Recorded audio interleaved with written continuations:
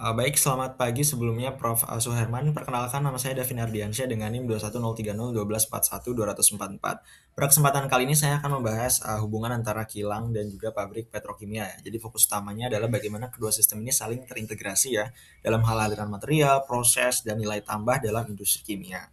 Oke, jadi untuk outline pembahasan sendiri kita ada 4. Yang pertama adalah sumber bahan baku dari kilang, terus juga ada kelompok petrokimia primer, ketiga ada konsep aliran dua arah antara kilang dan juga petrokimia, dan terakhir ada implikasi ekonomi setelah strategi industri dan investasi secara nasional khususnya. Nah, kemudian kita bakal bahas sumber bahan baku dari kilang. Yang pertama secara definisi ini kilang berfungsi sebagai unit pengolahan minyak bumi ya yang menghasilkan berbagai fraksi hidrokarbon seperti kita ketahui. Nah, fraksi ini tuh kemudian menjadi semacam feedstock ya atau bahan baku yang kemudian digunakan untuk proses petrokimia gitu. Nah, fraksi ini kemudian menjadi semacam apa ya, bahan yang emang dibutuhkan gitu atau disimpan untuk kemudian digunakan di proses petrokimia. Nah, unit-unit seperti gas processing, terus juga ada hydrotreating, cracking, dan reforming berperan dalam mengubah minyak mentah gitu. Jadi senyawa-senyawa yang lebih sederhana dan reaktif gitu. Jadi intinya kilang itu menyediakan semacam building blocks lah ya, berupa hidrokarbon ringan dan juga aromatik yang dibutuhkan gitu oleh industri petrokimia proses lanjutan. Bisa dilihat di sini ada refinery gas processing, terus juga ada naphtha hydrotreat, FSC, dan juga hydro cracker dan juga catalytic reformer. Kemudian untuk petrokimia primer ya, itu ada produk-produknya. Yang pertama ada uh, oke, sorry, kita bakal bahas ini dulu deh. Petrokimia primer itu apa? Nah, petrokimia primer itu adalah produk senyawa dasar yang menjadi fondasi gitu seluruh industri di petrokimia. Jadi secara umumnya terbagi menjadi 3. Yang pertama itu ada olefin, di sini kita bisa lihat. Itulah senyawa tak jenuh yang sangat reaktif dan menjadi bahan dasar polimer. Kemudian ada aromatik, yaitu senyawa cincin stabil yang digunakan sebagai bahan intermediate ya dalam banyak sintesis kimia.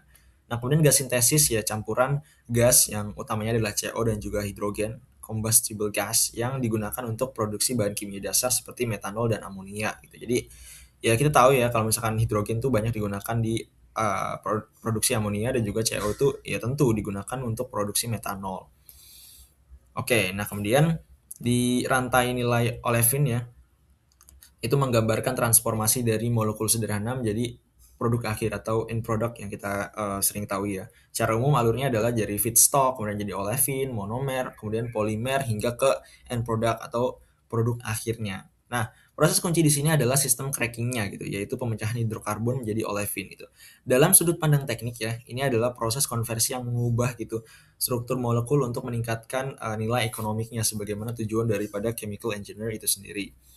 Nah, kemudian kita bakal bahas konsep aliran dua arah, di mana hubungan antara kilang dan petrokimia itu ternyata tidak bersifat linear gitu. Dia dua arah gitu. Artinya apa? Artinya selama menerima bahan baku dari kilang, pabrik petrokimia juga menghasilkan byproducts yang kemudian dapat dimanfaatkan kembali oleh kilang gitu. Contohnya kayak hidrogen yang digunakan dalam proses upgrading di dalam kilang. Konsep ini disebut sebagai integrasi proses ya, di mana nanti aliran material dioptimalkan agar tidak ada yang terbuang gitu dan efisiensi sistem meningkat kayak 100% recyclable gitu.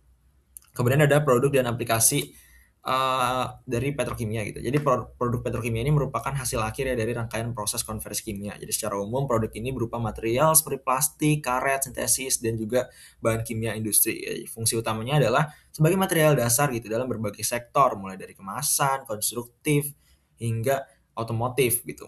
Nah, kemudian dari sisi ekonomi, faktor paling dominan adalah biaya feedstock ya, yang bisa mencapai 60 hingga 70% dari biaya total produksi. Karena itu harga minyak, gas, dan sumbernya itu sangat menentukan daya saing industri gitu. Nah, selain itu fleksibilitas dalam memilih feedstock juga menjadi faktor penting dalam industri agar industri tetap gitu menjadi kompetitif terhadap perubahan pasar global. Nah, kemudian kita bakal bahas implikasi strategis untuk industri petrokimia nasional ya. Yang pertama itu ya kita perlu melakukan peningkatan efisiensi melalui pemanfaatan aliran material secara optimal, kemudian peningkatan nilai tambah dari produk yang dihasilkan, kemudian kita perlu gitu meningkatkan ketahanan terhadap fluktuasi harga bahan baku gitu. Oleh karena itu pengembangan industri ke depannya itu cenderung mengarah pada sistem yang terintegrasi dan fleksibel. Nah, mungkin itu aja ya sebagai kesimpulan, hubungan antara kilang minyak dan petrokimia ini merupakan sistem yang saling terhubung secara teknis maupun ekonomis gitu. Integrasi keduanya menjadi kunci dalam meningkatkan efisiensi dan daya saing industri. Mungkin sekian dari saya, terima kasih atas perhatiannya sebelumnya, saya cukupkan. Selamat pagi dan sampai jumpa.